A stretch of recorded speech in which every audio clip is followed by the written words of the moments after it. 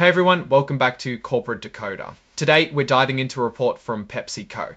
And let me tell you, it's not just about sugary drinks and salty snacks. We're going to see how the votes went down at their big annual meeting. And you might be surprised who's calling the shots. At 6, before we get started, if you appreciate getting straight insights from corporate documents, make sure you're subscribed. We also have a Discord community linked in the description below where you can discuss these topics with other investors. Alright, this report is from May 7, 2025. It's called a Form 8K, which companies file to announce major events.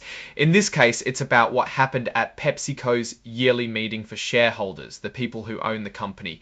The main point of this report is to tell us how people voted on different things at that meeting. This includes electing directors, approving the company's accountants, and even some proposals from shareholders, people who own stock in the company. First up, let's talk about the board of directors. These are the people who are in charge of making big decisions for PepsiCo. Shareholders got to vote on who they wanted on the board, and these are the people who got the most votes and won. Names like Segun Agbaye, Jennifer Bailey, and even Ramon Lagarta, who's a big boss at PepsiCo, are on the list. Basically, these are the folks steering the ship. Here's where it gets interesting. We have a table showing how many votes each person got. Look at Segun Agbaye. She got almost a billion votes, 994 fixie dat, almost a billion votes, 999 million. And if you look at Ramon Nagu, 16 to be exact, compare that to the 6,130 DAOs and 424 votes against him. It's clear he was a popular choice. Same goes for Jennifer Bailey. She got even more votes for almost 999 million. And if you look at Ramon Lagarta, well, he still got a lot of votes for. He also had a fair amount against about 80 million. This can sometimes tell you how confident shareholders are in a director. Next, shareholders voted to approve KPMG LA as PepsiCo's independent accounting firm for the year. Think of it like hiring someone to check your homework, but on a much bigger scale. The goal is to make sure the company's finances are in order and honest. Again, let's look at the numbers. Over 1 billion votes were cast to say yes to KPMG, while only about 85 million voted against. So it was a pretty easy win for KPMG. Now, this is where things can get a bit spicy. Shareholders got to vote on whether they approved of how much money PepsiCo's top executives are paid. This vote isn't binding, meaning the company doesn't have to change anything based on the result, but it's a good way to see if shareholders think the bosses are getting paid fairly. In this case, about 866 million votes were for approving the executive pay, while 131 million were against. It shows that a big chunk of shareholders weren't too happy with the executive pay packages. This is a message to the company to consider whether their compensation plan is what shareholders want. Alright, now let's talk about those shareholder proposals. These are ideas that shareholders put forward for the company to consider. It's like a suggestion box, but with real votes behind it.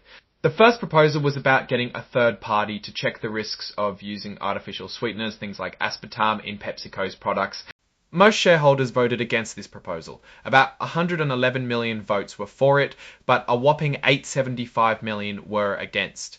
This could mean shareholders are confident in PepsiCo's current assessment of those risks, or maybe they just didn't think it was worth the cost of another study. Next up, there was a proposal about doing a racial equity audit. This is where a neutral third party would look at PepsiCo's policies and practices to see if they're fair to everyone, no matter their race. Again, this proposal didn't pass. Only about 176 million votes were for it, while 801 million were against. It might mean shareholders don't think there's a problem, or maybe they believe PepsiCo is already doing enough to promote equality. The next shareholder proposal was about PepsiCo doing a report on how their business affects nature and biodiversity, meaning the variety of plants and animals in the world. Unfortunately for the proposal, it was voted down with 174 million votes for and 815 million against.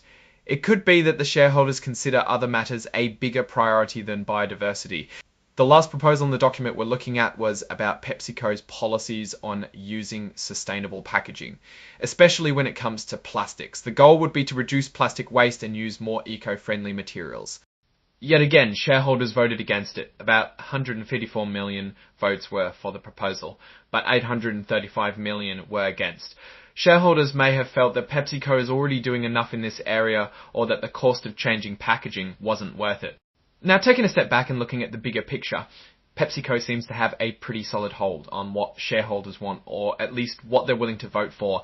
The fact that all the shareholder proposals were voted down could mean a few things. It could mean shareholders are happy with the way PepsiCo is handling these issues, or it could mean they're more focused on profits than social or environmental concerns. On the other hand, the fact that a significant number of shareholders voted against the executive compensation package might be a sign of some dissatisfaction with how the company is run. It is a loud statement on how the company should be spending its money. Overall, PepsiCo seems to be in a pretty stable position.